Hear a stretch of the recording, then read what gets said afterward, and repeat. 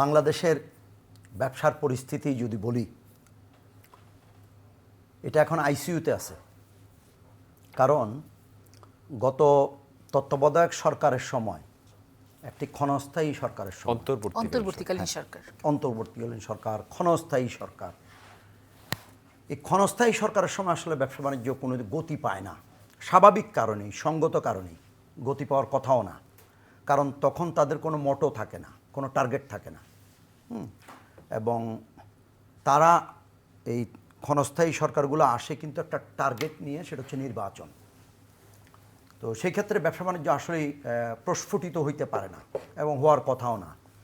তো আমরা সবাই দীর্ঘ প্রতীক্ষায় ছিলাম একটি নির্বাচিত সরকার আসবে, ব্যবসাতে একটা গুণগত গতি আসবে।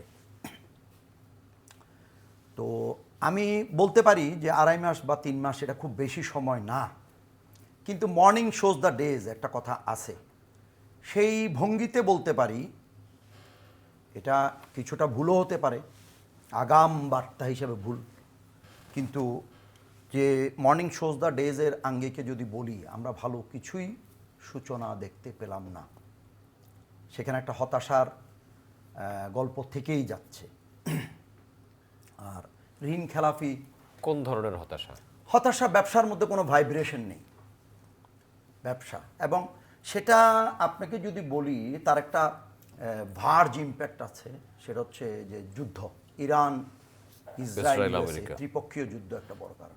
আপনাকে আমরা সবাই স্মরণ রাখতে হবে বা সবাইকে স্মরণ করাতে চাই। জিনিসটা হচ্ছে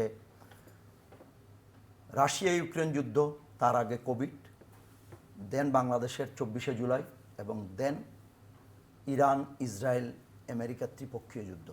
এই 4টি বড় ঘটনা বা দুর্ঘটনা, এটা যাই বলি, সেটার মধ্যে দিয়ে কিন্তু প্রত্যেকটি দেশের সরকার এবং অর্থনীতি আসলে চড়াই উতরাইয়ের মধ্যে দিয়ে আগাচ্ছে।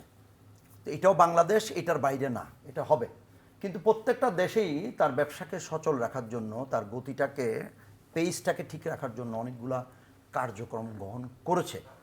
বাংলাদেশে সেটা আমরা দেখতে পাইনি। আর সর্বোপরি আমাদের যে 1.5 বছর তত্ত্বাবধায়ক বা যেটা অন্তর্বর্তী সরকার, ক্ষণস্থায়ী সরকার, সেটার কারণে আমাদের আসলে একটা লম্বা সময় আমরা কিন্তু ব্যবসার বাইরেই ছিলাম বলা যায়।